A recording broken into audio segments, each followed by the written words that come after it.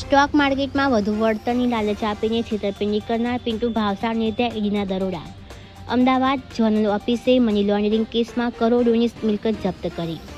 Stock માર્કેટમાં વધુ નફાની લાલચ આપીને સામાન્ય રોકાણકારોને છેતરવાના કેસમાં એન્ફોર્સમેન્ટ ડિરેક્ટોરેટે મોટી કાર્યવાહી કરી છે. ઈડીની તપાસમાં અમદાવાદ ઝોનલ ઓફિસ 1 જાન્યુઆરી 2026ના રોજ મની લોન્ડરિંગના કેસમાં કરોડો રૂપિયાની સંપત્તિ જપ્ત કરી છે. આ કાર્યવાહી બાદ નાણાકીય ફ્રોડ કરનારાઓમાં ફફડાટ ફેલાયો છે.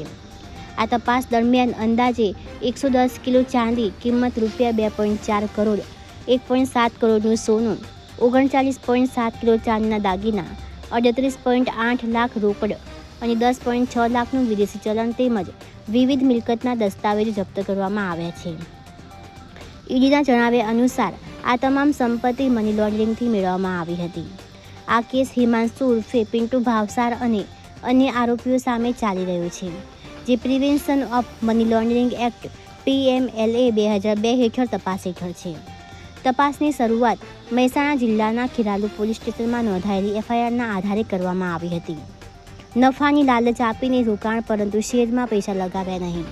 તપાસમાં ખુલ્યું છે કે આરોપીઓએ સ્ટોક માર્કેટમાં મોટો નફો આપવાની લાલચ આપીને ફરિયાદી પાસેથી મોટી રકમ વસૂલી હતી, પરંતુ ન નફો આપ્યો અને ન તો મૂળ રોકાણ પરત કર્યું.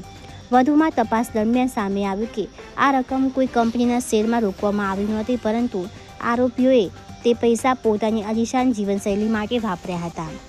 અનેક રાજ્યોમાં ફેલાયેલો ફ્રોડ. આ જ પ્રકારના ફ્રોડના કેસમાં દેશના અલગ અલગ રાજ્યોમાં ઓછામાં ઓછા 6 FIR નોંધાઈ હોવાનું પણ ઈડીની તપાસમાં સામે આવ્યું છે. કુલ ફ્રોડની રકમ અંદાજે 10.87 કરોડ હોવાનું જાણવામાં મળ્યું છે. મહેસાણા, વિસનગર અને વડનગરમાં ઓફિસો ખોલાઈ ઠગાઈ. ઈડીના જણાવ્યા મુજબ આરોપીઓએ મહેસાણા, વિસનગર અને વડનગરમાં ઓફિસો ખોલીને સામાન્ય લોકોને સ્ટોક માર્કેટમાં રોકાણના નામે લલચાવતા હતા. કર્મચારીઓની મદદથી ફોન કોલ કરીને વધુ રિટર્નની લાલચ આપીને રોકાણ કરવામાં આવતું હતું. હાલ ઈડી દ્વારા કેસની વધુ તપાસ ચાલી રહી છે અને આગામી દિવસોમાં વધુ ખુલાસા થવાની શક્યતાઓ છે.